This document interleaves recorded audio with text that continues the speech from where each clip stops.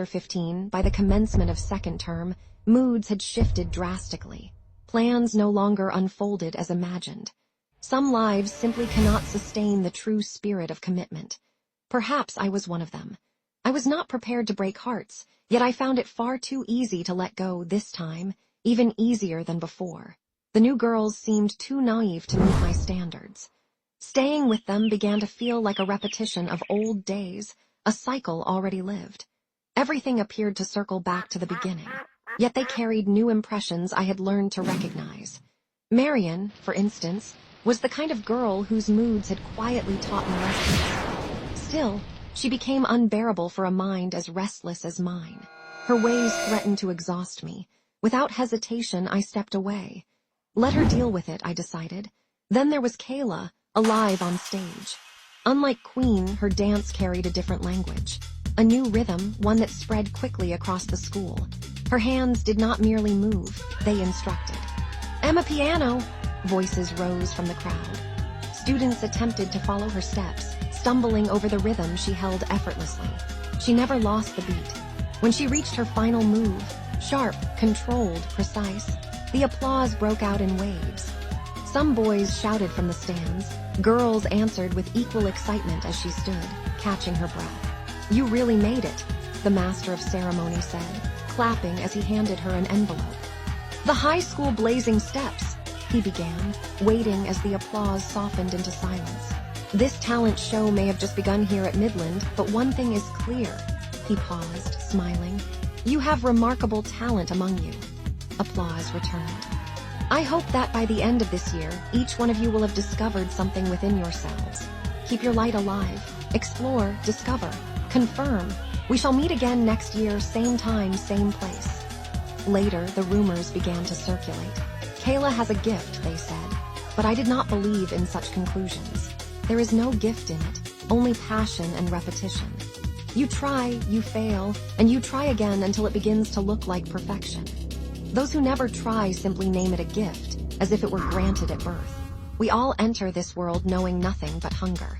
Everything begins as a kind of illusion. From listening, we learn language. From observing, we learn movement. By the age of 3, we begin to interpret the world. Then education takes hold, reshaping the mind, softening stubbornness, directing adolescence. At the height of youth, everything feels explained, structured through lessons and notes. Decisions begin to mirror what has been taught. School ends and employment becomes the next chapter, another system to follow. Salary, family, anything beyond that is quietly labeled a deviation. Then come taxes, bills, and the order of law. Adulthood narrows into routine.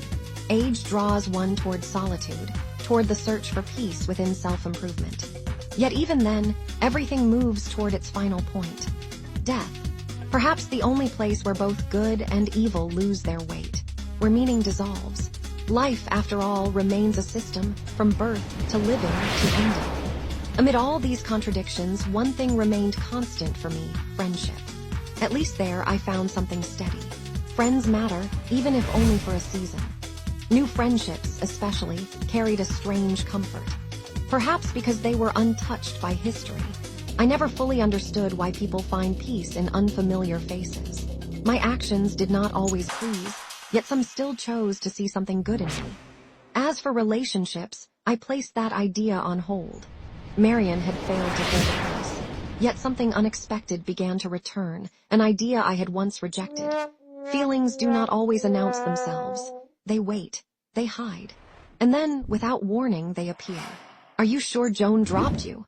I asked Jacob one Wednesday evening. He smiled and glanced toward a corner a few desks away. When his eyes returned to me, mine followed his earlier gaze. Joan sat there. "You still think she's into me," Jacob said lightly. "Come on, Ronix, that's too long to hold on to her feelings." I moved on. And besides, she's not the only girl here. Who knows? She might already be with someone else. He reached for a bottle of water and drank. I kept my eyes on Joan. After a moment, he asked, "Have you been talking to her these days?" No. "Not really," I replied, though hesitation betrayed me. Well, it doesn't matter. We parted ways," he said, lowering the bottle. But my mind had already drifted. I had lied. The truth stood elsewhere. I had been meeting Joan over the past 2 weeks. One memory, in particular, refused to fade. She had been speaking with a girl I rarely noticed around the compound. "Who is that?" I had asked, as the girl walked away. Joan turned to me, a quiet smile resting on her face. "That's Shurate, a friend of mine." I glanced back at the girl as she disappeared into the distance. Whatever I intended to say was interrupted. "Please don't say it," Joan said softly. "She might be fat, but saying it sounds offensive." "Well, you just said it," I replied. We both laughed. Our eyes met and stayed. Something was forming between us. Yet there was still a distance neither of us had crossed. Since Senior 1, we had lived like siblings. That line still existed. It should not remain that way, I thought. Joan gently held my right hand. As she leaned closer, Jacob's voice broke through the moment. "Hey bro, the bell just rang. Remember the plan. We need to sleep early for the morning program." I pulled back into the present. Chapter 6.